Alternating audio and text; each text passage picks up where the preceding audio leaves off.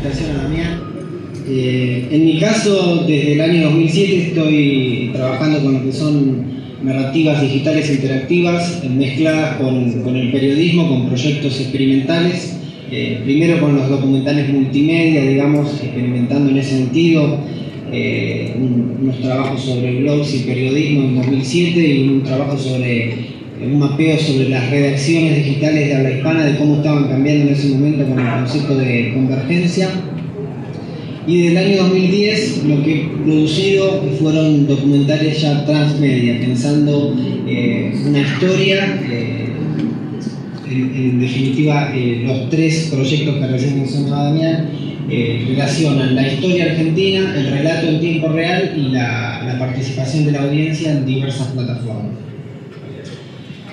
Hay tres conceptos que utilizo desde hace tiempo en las charlas. Dos de esos conceptos son el título del evento, digamos, mediamorfosis y transmedia, porque creo que muestran el escenario actual de los medios al que nos enfrentamos los creadores de contenido, en mi caso del periodismo, pero acá hay una diversidad bastante interesante. Y el otro concepto es el de ecología de medios, que me parece que es importante para entender en qué momento estamos anclados. Los que pasaron por alguna facultad de comunicación han leído algo de ese señor que viene a la derecha, de Marshall McLuhan. Básicamente el concepto de ecología de medios habla de que los medios son como especies que viven en un ecosistema y que de esas relaciones que establecen entre sí se van transformando. Es una metáfora de índole ecológica, digamos. Y otro autor que recoge el concepto ya más en la actualidad en clave digital, que también conocemos con Damián y es amigo, Carlos Escolari, que él retoma la mirada ecológica de la Media Ecology y habla de complementar esa mirada sincrónica espacial con la mirada evolutiva, diacrónica temporal. Y él habla de que la llegada de las nuevas especies mediáticas está transformando este ecosistema, lo vemos sobre todo con la web, y obligando a las especies anteriores, a la radio, a la TV, a los periódicos, a adaptarse para sobrevivir. Ahora vamos a ver algunos ejemplos. Y el término de mediamorfosis que da título al evento, que también es de algunos años, acuñado por Roger Fiedler, y él decía sobre el término que es la transformación de un medio de comunicación de una forma a otra, generalmente como resultado de la combinación de cambios culturales y la llegada de nuevas tecnologías. Él habla de que hay tres momentos históricos en la historia del hombre que marcan este concepto: el lenguaje hablado, la escritura y el que estamos protagonizando en este momento, que son la irrupción de las nuevas tecnologías de la información. Si hiciésemos un repaso sobre el escenario, el ecosistema del siglo XX de los medios, había cuatro grandes especies que dominaban ese ecosistema: la radio, la TV, el cine y los periódicos. Cada uno con sus diferentes reinados a través de los años, pero los cuatro han tenido su etapa de depredadores de la atención de los usuarios. Ahora, lo que sucedió hacia finales de la década del 90 es que surgió una nueva especie muy depredadora de la atención de los usuarios.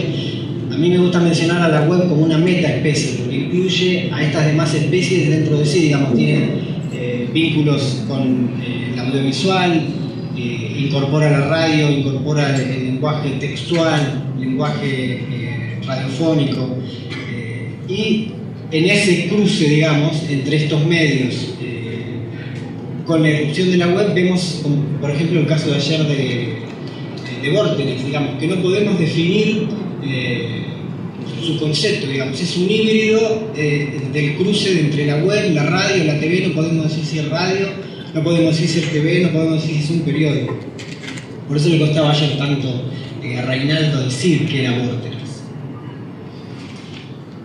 Ya hablando de transmedia, en realidad, bueno, básicamente un término acuñado por Henry Jenkins.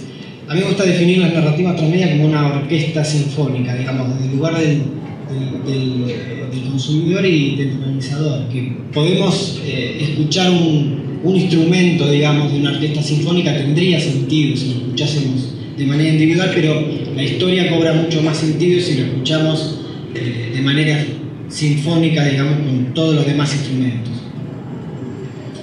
Y cuando hablamos de narrativa transmedia también tendemos a pensar que estamos hablando de futuro, ¿no? o de presente en sí, pero las dinámicas relacionadas al concepto existieron desde siempre. Un ejemplo clásico es el de Walt Disney, digamos, más de un siglo, en este caso con el ratón Mickey, desplegando la historia en diversas plataformas.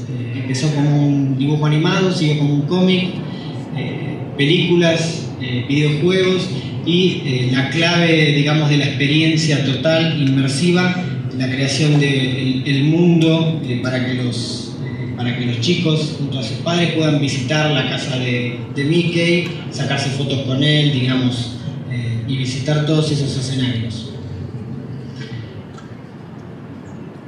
Una obra clásica, digamos, ya más en estos tiempos, icónica en relación a la narrativa transmedia, es Lost, que, digamos, para los que vieron Lost van a reconocer varios de estos ejemplos. Empezó como una historia para TV, pero siguió como webisodios, con club de libros que se leían dentro de la serie, videojuegos. Digamos, la historia central era la de la televisión. Ahora, lo interesante se da en todas estas zonas de contacto entre estas diversas producciones y estas puertas de entrada que tenía la audiencia para acercarse a la historia.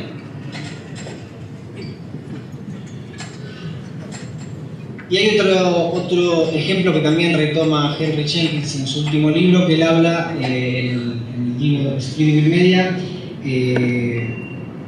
habla sobre todo de que hoy los medios, en relación al contenido, porque eso estuvimos hablando ayer bastante, que es interesante, hace una relación etimológica de la palabra contenido, que lo que durante el siglo XX cobró valor por estar contenido, digamos, por estar encerrado en algún medio y cobrar por el acceso a ese conocimiento o a esa información, a ese valor, hoy cobra sentido en relación a la circulación que puede crear, digamos. El lema del libro es: si no se esparce, está muerto, digamos.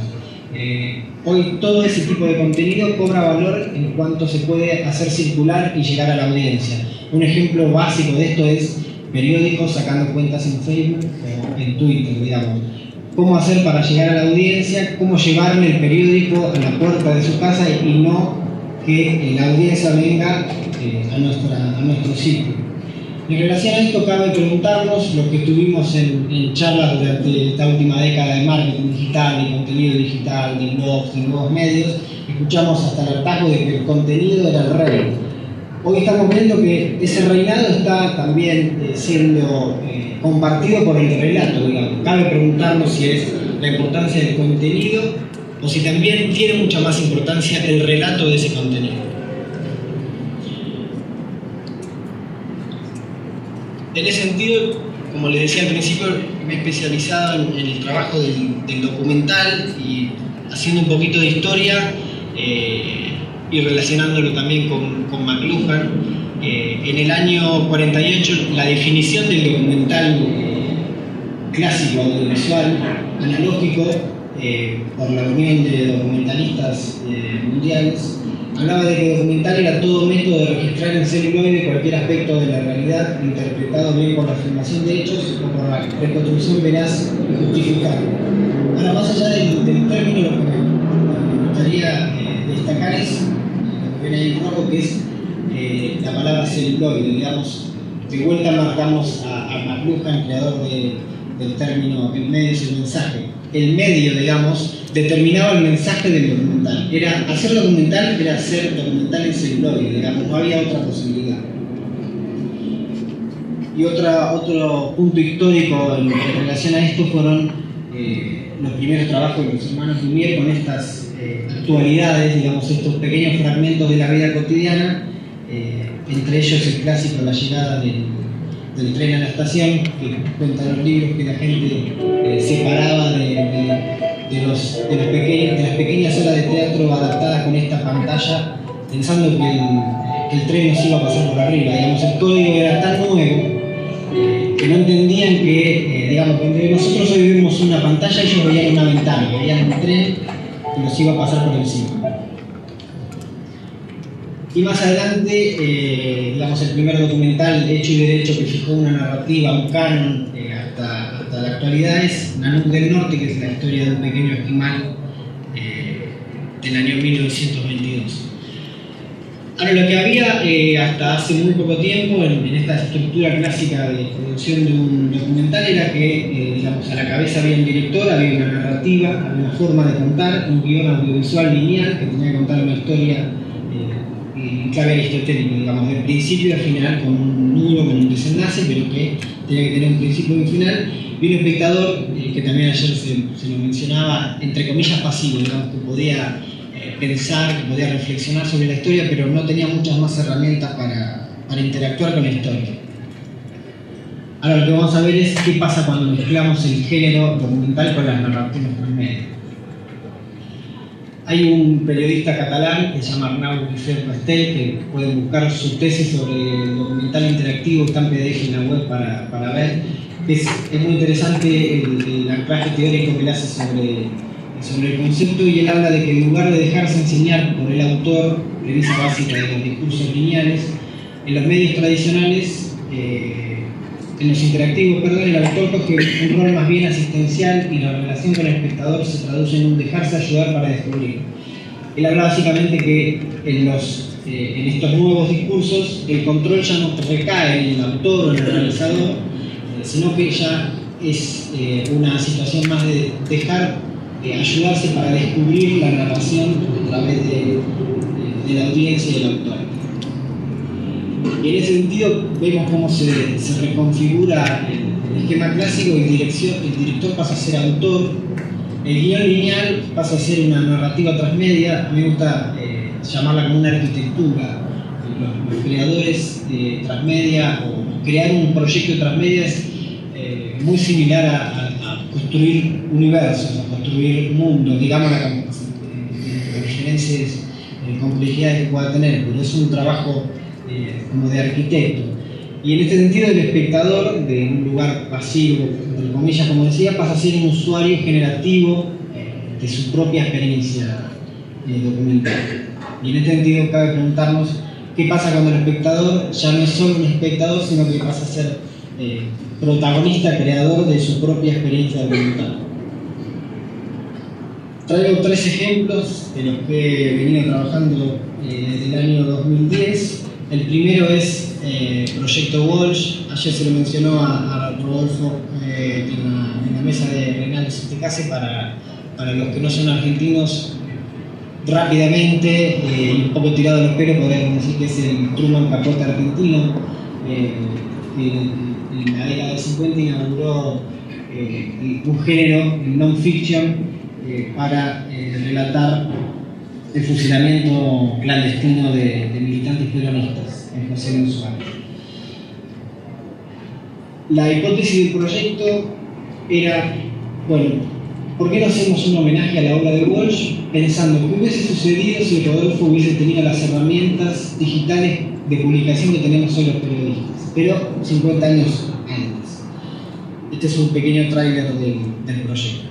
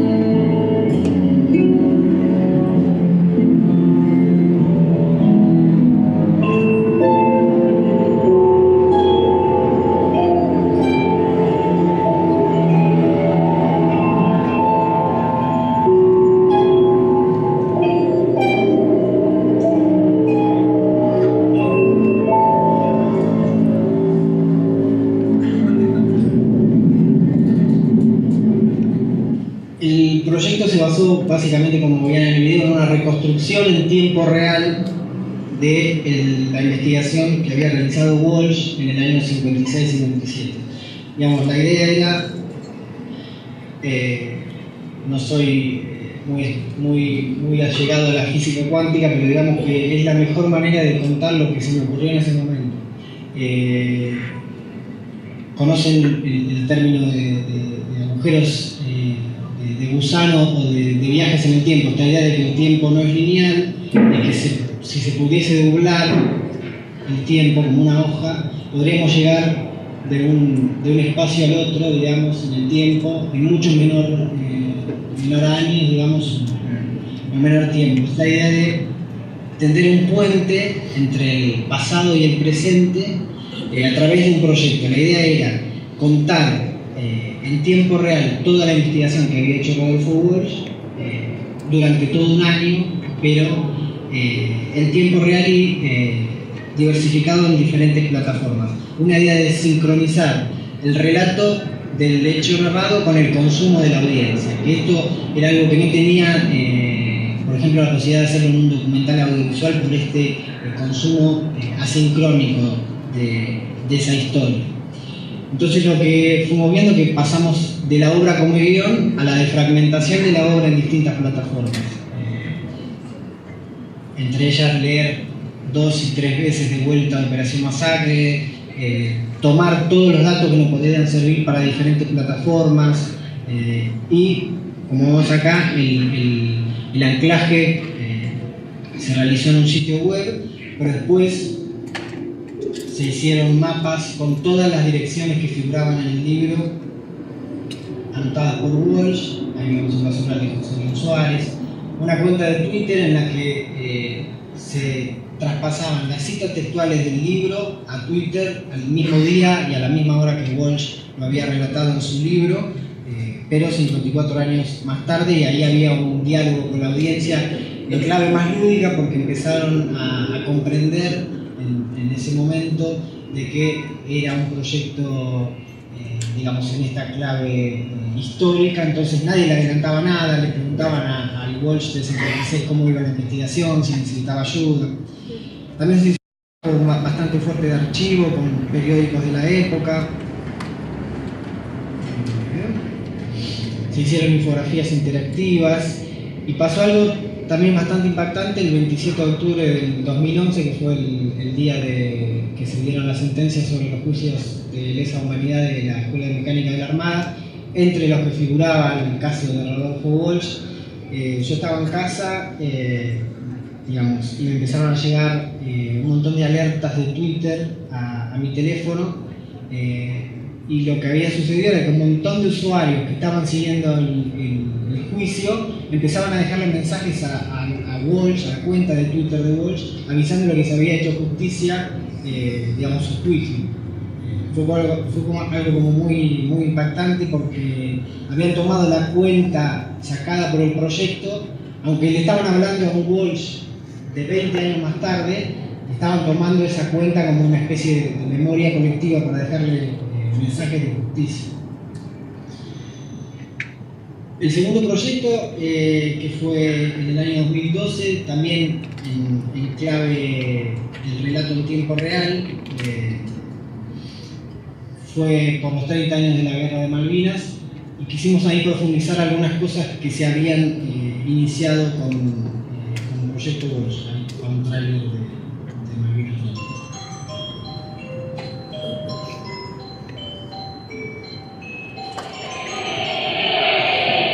Que sepa el mundo, América, que un pueblo con voluntad decidida como el pueblo argentino, si quieren venir, que vengan, les presentaremos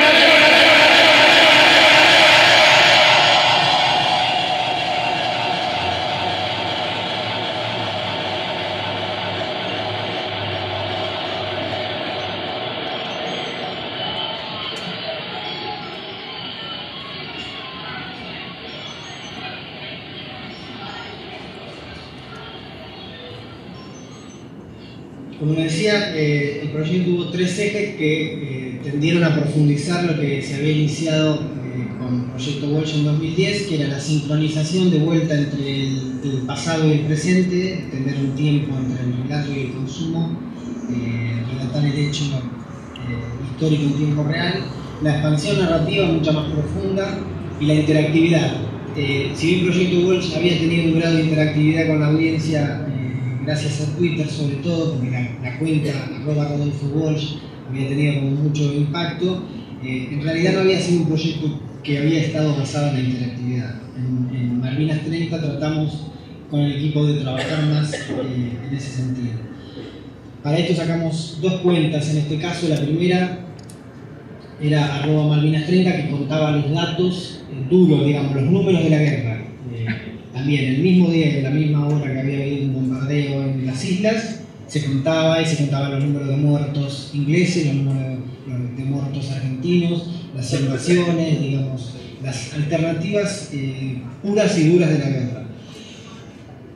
En otro caso sacamos una cuenta que fue Soldado M30, donde ahí recogimos todas las entrevistas que realizamos y las que pudimos ver y leer en libros o en documentales, sacar las citas textuales de todos los soldados argentinos que comentaron sobre su experiencia de la guerra y las colocábamos ahí, digamos, de vuelta a una cuenta como una especie de memoria colectiva de los soldados argentinos en las islas, de vuelta citando el mismo día y a la misma hora que ellos relataban lo que habían tenido en relación a la guerra en su diario de guerra. Y después algo que tuvo también mucho impacto fue que tratamos de recoger mucho material audiovisual, sobre todo los noticieros 60 minutos de la época, los que tienen más de 40 años, si van a acordar, donde, entre otras cosas, nos decían que estaban ganando y ciertas desinformaciones del momento. Y lo que hicimos fue habilitar un stream donde, de vuelta en esta clave histórico-temporal, publicamos el noticiero que se había publicado el 2 de abril del año 82, lo publicamos el 2 de abril del año 2012. Con eso nos ahorrábamos, entre comillas, editorializar la historia. No le estábamos contando lo que había pasado al usuario. El usuario lo estaba viendo cómo nos estaban mintiendo en este caso sobre las alternativas de la guerra, y eran proyecciones no de unos minutos, digamos, eran los noticieros que gracias al archivo de la TV pública en YouTube, por ejemplo, pudimos descargar horas y horas de esos trabajos.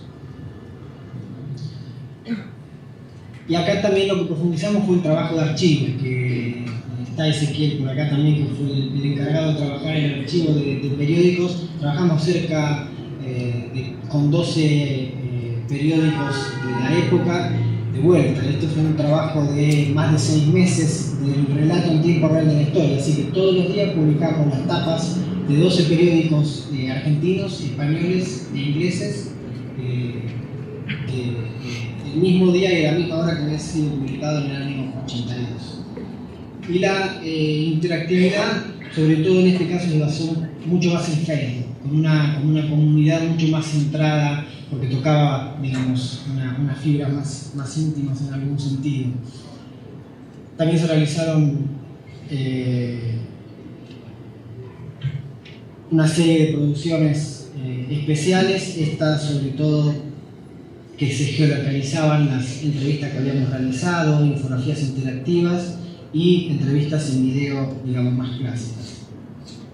Y hay dos historias que me gustaría contar en relación a la interactividad y a la vuelta del mundo digital al mundo real, a la incidencia de un proyecto así, más que de nada en relación a la cantidad de me gusta, la cantidad de retweets de un proyecto.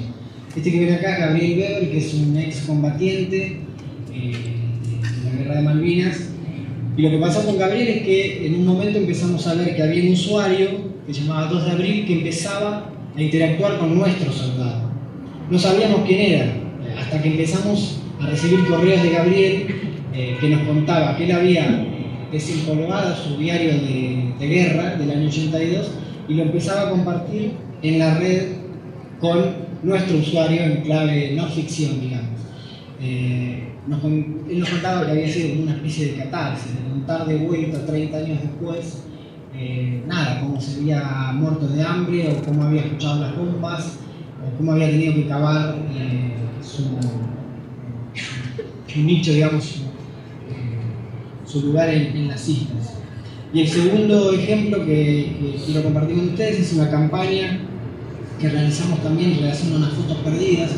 Una periodista de Córdoba viajó a las Islas Malvinas por los 30 años de la guerra, y el chofer que la llevó al cementerio de Darwin, donde están los soldados argentinos, le contó que cuando había terminado la guerra le había encontrado una cámara descartable Kodak en la calle y que no sabía a quién pertenecía. Lo que había decidido era registrar esas fotos, digamos, imprimirlas y tenerlas. Cuando las tuvo se dio cuenta que eran de soldados argentinos y decidió conservarlas, pensando que en algún futuro esas fotos se podrían encontrar con sus dueños. Ahí vemos 4 fotos. Lo que hicimos con Alejandra Conti, que es la periodista de La Voz del Interior, ella conocía el proyecto y nos pidió si podíamos hacer una campaña como para encontrar a los dueños de esas fotos si en caso de que estuviesen vivos. La campaña durante los primeros meses no tuvo mucho éxito, digamos, no se pudieron recaudar muchos datos. Lo que sí sucedió en un momento el año pasado es que, no sé si viene el número, hoy tiene más de 45.000 digamos, páginas compartidas en Facebook la campaña. La verdad que todavía desconocemos por qué, pero lo cierto es que un día de octubre del año pasado llegó a la entrada en el sitio este mensaje que ven arriba, que dice: la foto número 9 es mi papá, Antunes Roberto Mar. La hija de uno de los excombatientes encontró por Facebook esa foto y reconoció al padre. Y el resultado es que pudimos encontrar a 2 de esos excombatientes 30 años después y acercarles esas fotografías. Esta periodista Alejandra Conti viajó y los entrevistó para el diario La Voz del Interior, y nosotros tuvimos la posibilidad de participar en esta campaña, y también fue algo muy rico del proyecto. Esta es lo que es la línea de tiempo, digamos, de la producción del proyecto, donde se podrían mapear en algún sentido las diferentes producciones que se realizaron. El tercer proyecto que ya se pudo realizar, convocado por el diario La Nación, fue el año pasado, también por los 30 años de la vuelta de la democracia.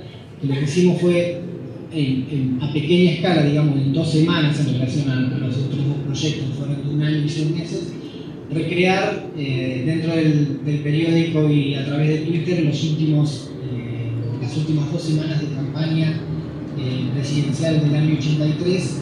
Y también tuvimos como una experiencia con la audiencia a nivel mucho más masivo, por ser un medio nacional como La Nación, en relación a esa experiencia. Ahora, para ir terminando, hasta la llegada de Internet, básicamente, en la era del broadcasting, había etapas muy definidas en el trabajo periodístico, sobre todo la preproducción, la producción y la comunicación, y recién ahí se bajaba ese contenido a la audiencia. Con la experiencia de estos 3 documentales, yo puedo decir que creo que hoy el esquema le queda mucho mejor a esta idea de reciclado de etapas. Todo el tiempo se está publicando, todo el tiempo se está preproduciendo y todo el tiempo se está produciendo. Y algo clave es que en este sentido la audiencia está en el medio. La audiencia nos ayuda a generar esos contenidos. Nos pasó en Proyecto Gol, nos pasó en Malvinas 30 y nos pasó en Voto 83.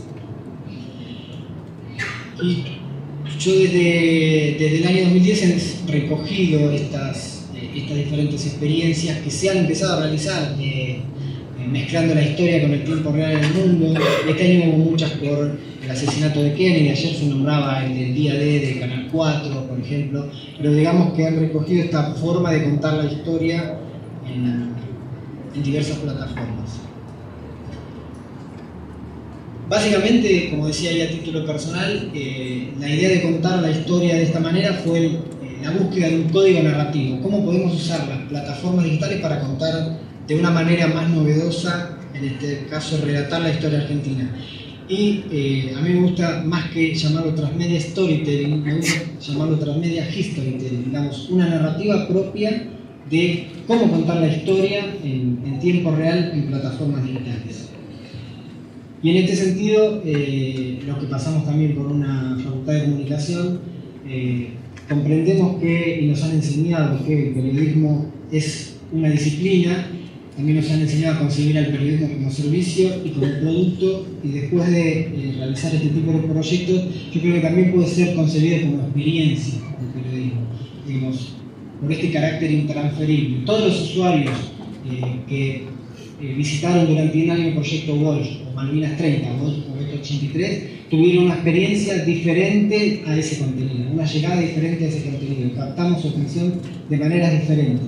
Y eso me parece muy importante para entender también ante qué audiencia nos estamos enfrentando, entre comillas. Y para terminar, traje 6 desafíos que creo que tenemos que tener en cuenta no solo periodistas, sino creadores de contenido en general. Vamos a escuchar durante las 2 jornadas muchas veces la palabra tecnología. A mí me gusta decir que la imprenta fue una nueva tecnología, el cine fue una nueva tecnología, la radio y la TV también fueron una nueva tecnología, pero en todos los casos cada uno buscó su manera de narrar, su manera nueva de contar una historia adaptada a un nuevo medio. En segundo lugar, eso que ven ahí es, para los estudiantes de cine, seguramente lo conocerán, es el primer traveling de la historia. Se realizó de manera casual por Alexander Promio, que era un asistente de cámara de los hermanos Lumière, y básicamente lo que hizo fue poner su cámara de video dentro de su cámara de cine, arriba de una góndola, y de casualidad empezó a grabar imágenes en movimiento. Hasta ese momento el cine imitaba a la fotografía, y todas las filmaciones de la época, si recuerdan, la de la llegada del tren o la de la salida de los obreros de la fábrica de los hermanos Lumière, eran imágenes estáticas. En este sentido creo que estamos en una relación, en un proceso muy similar al que vivió el cine a principios de siglo. Digamos, estamos encontrando nuevas formas de contar historias, estamos tratando de encontrar códigos narrativos diferentes, y creo que en ese sentido tenemos que estar abiertos a encontrar, como en este caso de casualidad, una manera novedosa o un esquema novedoso de narrar una historia. También creo que es un momento, sobre todo para poner en valor que se está viendo archivos analógicos, tanto de periódicos o de instituciones o de empresas, digamos, archivos analógicos, reconvertir esos archivos en clave digital, en clave hipertextual, interactiva y multimedia. Tratamos de contar esas historias como lo vimos en el proyecto Walsh, en Malvinas 30 y en Boeto 83, con un trabajo muy fuerte de archivo. 2 ejemplos de 2 periódicos que marcan tendencia: el New York Times y su relación con el National Film Board para realizar documentales como High Rise, y el The Guardian, que esta última semana anunció un nuevo puesto dentro de su esquema de la cabeza de documentales, digamos, alguien que se va a encargar de realizar documentales y de comprar documentales para el periódico y para que el periódico pueda emitir. Y en último lugar, una metáfora que creo que cabe para un montón de disciplinas, una charla TEDx, no se conocen, las charlas TEDx son bastante famosas, que nada tiene que ver con el periodismo, con el cine y con transmedia. Digamos, es una charla de una bióloga que cuenta que hay un cangrejo en Estados Unidos. Es una charla sobre los relojes biológicos de los animales, de los seres humanos. Y ella cuenta que hicieron un experimento en Estados Unidos que fueron trasladar un cangrejo de la costa este de Estados Unidos a la costa oeste. ¿Para qué lo hicieron? Para ver cómo funcionaba el reloj biológico del cangrejo. Lo que se dieron cuenta era que el cangrejo, si bien estaba a miles de kilómetros de su hábitat natural, seguía bajando y subiendo a la playa cuando la marea bajaba y subía en su hábitat natural, digamos. Creo que en este sentido, muchas de las disciplinas en las que trabajamos, muchos de los que estamos acá, está pasando algo similar. Seguimos repitiendo esquemas y repitiendo formas de trabajar de siglos, en algunos casos atrás. Seguimos los periodistas titulando con la pirámide invertida, como cuando teníamos miedo de que el telégrafo, de que las líneas telegráficas se cayeran, entonces lo más importante iba en el título y en el primer párrafo. Cuando tenemos un montón de herramientas, un montón de sistemas de producción nuevos como para experimentar. Que hoy es si tuviese que dejar una idea, creo que es animarse a hacer cosas nuevas y tratar de vencer ese jet lag disciplinario que tenemos de nuestras profesiones. Y en ese sentido, esta es una cita que me encanta, de Einstein, que habla de que si animarnos a hacer, como decía, cosas nuevas, hacer siempre lo mismo y empezar resultados diferentes, catalogado como no. Creo que ya.